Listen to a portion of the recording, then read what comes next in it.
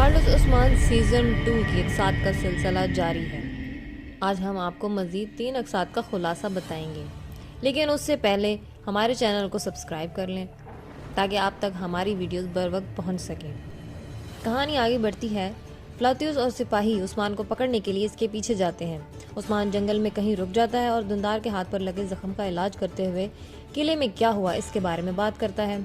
सावजी उस्मान की बातों से नाराज है, लेकिन उस्मान इन्हें एक बार फिर सही रास्ते की तरफ दावत देता है।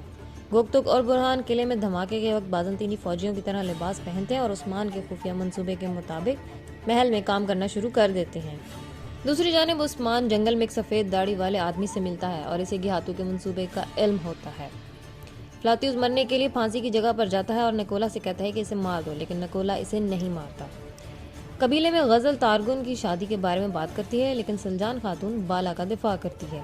लीना अपने खैमे में वापस आती है और सावची को पुरसुकून करने की कोशिश करती है। सावची का कहना है कि उस्मान को उस वक्त मर जाना चाहिए था जब वो जवान था, अब वो बहुत ज्यादा खतरनाक हो चुका है। लीना उसे कहती है कि उस्मान को अब भी किसी तरह मर जाना चाहिए। उस्मान तारगुन से पूछता है कि वो निकोला के साथ क्यों काम कर रही थी। तारगुन इसे बताती है कि इसका बाप निकोला की कैद में है। गुंदोज ने घियातू की तरफ से भेजे गए पैगाम को उस्मान तक पहुंचाया। घियातू ने उस्मान को निकोला के साथ सुलह करने का हुक्म दिया। गुंदोज का कहना है कि ये मुलाकात यावलाक अरसलान की मौजूदगी में होगी और उस्मान को अमन के बारे में कायल करने की कोशिश करता है। उस्मान का कहना है कि घियातू दोबारा कबीले में नहीं आएगा और अमन मुज़ाकरात पर रजामंद हो जाता है। उस्मान ने तारगुन को रात के खाने पर मदऊ किया। इस सूरत हाल ने सबको हैरान कर दिया। उस्मान ने अपने घर वालों को बताया कि इसने बहुत सोच समझ कर तारगुन से शादी करने का फैसला किया है। दूसरी जानब निकोला को मालूम हुआ कि उस्मान अमन मुज़ाकरात में हिस्सा लेगा और फ्लातियुस से उस्मान पर खुफिया हमला करने को कहता है। फ्लातियुस जंगल में उस्मान पर हमला करने की तैयारी करता है और इंतजार करता रहता है। उधर निकोला मीटिंग में आता है और पूछता है कि उस्मान कहाँ है। यावलाक का कहना है कि उस्मान तारगुन से शादी करना चाहता है और इसी वजह से वो मुलाकात में थोड़ी सी देर से आएगा। मीटिंग में आने वाला हर शख्स उस्मान का इंतजार करता रहता है, लेकिन इस दौरान उस्मान अपने सिपाहियों के साथ महल पर हमला कर देता है। बुरहान किले में बाज़ंतीनी फौजियों को गलत मालूमात देता है और इन्हें किले के अंदर भेज देता है। हेलन किले में दाखिल होने की कोशिश करने वाले फौजियों को रोकने की कोशिश करती है, लेकिन बुरहान बाज़ंतीनी फौजियों को एक कमरे में बंद कर देता है। गोकतुक ने किले के दरवाजे पर फौजियों को मार डाला और इसे खोलने की कोशिश की। उस्मान किला फतह कर लेता है और दीवारों से बाज़ंतीनी झंडे उतार देता है। जब फ्लातियुस उस्मान का इंतजार कर रहा होता है तो वो उस्मान के सिपाही को देखता है और इस पर हमला कर देता है। दूसरी जानब तारगुन आखिरकार कैद खाने तक पहुंच जाती है, लेकिन बाज़ंतीनी फौजी पहले ही इसके वालिद को कहीं और ले जा चुके हैं। फ्लातियुस ने अयाज को जख्मी कर दिया। अयाज मरने से पहले फ्लातियुस को बताता है कि कुलुचाइसार को तुर्कों ने फतह कर लिया है। मीटिंग खत्म होने के बाद सावजी निकोला पर हमला कर देता है, लेकिन यावलाक इन्हें पुरसुकून कर देता है। इसी दौरान एक कासिद आता है और कहता है कि उस्मान ने कुलुचाइसार को फतह कर लिया है। यावलाक इनसे कहता है कि अब से आप लोग उस्मान का साथ ना दें। उस्मान बामसी को महल में छोड़कर कबीले में जाने के लिए निकल जाता है। उस्मान अर्तुगरुल से मिलता है और इसे बताता है कि इसने कुलुचाइसार को फतह कर लिया है। अर्तुगरुल इस खबर से बहुत खुश होता है। दूसरी जानिब फ्लातियुस और हेलन जंगल में मिलते हैं। बाद में निकोला भी आ जाता है और हेलन से पूछता है कि उन्होंने महल कैसे खोया।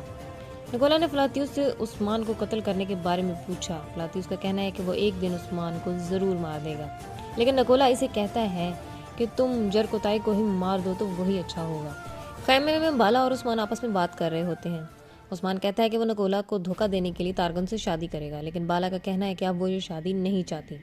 जब उस्मान और बाला बहस कर रहे होते हैं तो सुल्तान आकर कहती है कि उस्मान के सिपाही अयाज को कत्ल कर दिया गया है।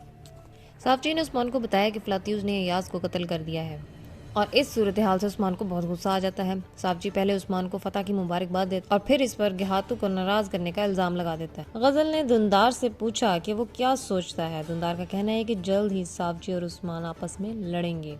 दूसरी जानब जंगल में कामराल अब्दाल जरकोताई को लाकर उस्मान के हवाले कर देता है। इस दौरान फ्लातियुस और इसके सिपाही दूर से सब कुछ देख रहे होते हैं। वहाँ वही यावलाक अरसलान अपने सिपाहियों के साथ आ जाता है और उस्मान से बात करने लगता है। इसी दौरान यावलाक अरसलान ने फ्लातियुस को उस्मान पर हमला करते हुए देख लिया और वो इसको रोकने की कोशिश करता है। यावलाक फ्लातियुस को वहाँ से भागने को कहता है। फिर वो उस्मान को अपना एक प्लान बताता है। यावलाक का कहना है कि वो उस्मान को इस्तेमाल करके घियातू को मार डालेगा और अपना दिफा करेगा। उस्मान यावलाक की इस बात को नहीं मानता और इससे सवाल करता है। यावलाक का कहना है कि इसने बदतरीन दुश्मन को मारने के लिए सब कुछ किया। वो घियातू को मार डालेगा, लेकिन उस्मान इसकी बातों पर यकीन नहीं करता।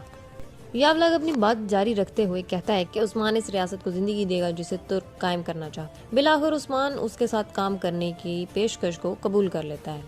दूसरी जानिब फ्लातियुस चुप कर उस्मान और यावलाग अरसलान की बातों को सुन रहा था। जंगल में नकोला तारगुन को इसकी आने वाली शादी पर मुबारकबाद देता है और कई सरदारों को मारने के लिए जहर देता है। कबीले में सावची और दुंदार अर्तुगरुल को आने वाले इलेक्शन के बारे में बताते हैं और कुछ देर बाद दुंदार मीटिंग शुरू कर देता है। सलजान मीटिंग में आती है और पूछती है कि उस्मान की गैर मौजूदगी में ये इलेक्शन कैसे होगा। सावची इसकी मुखालफत करता है, लेकिन सलजान बताती है कि अर्तुगरुल अभी जिंदा है।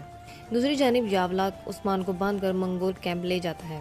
यावलाग गिहातू को बताने की कोशिश करता है कि वो उस्मान को ले आया, लेकिन पता चलता है कि गिहातू पहले ही जा चुका है और मंगोल हमला करना शुरू कर देते हैं।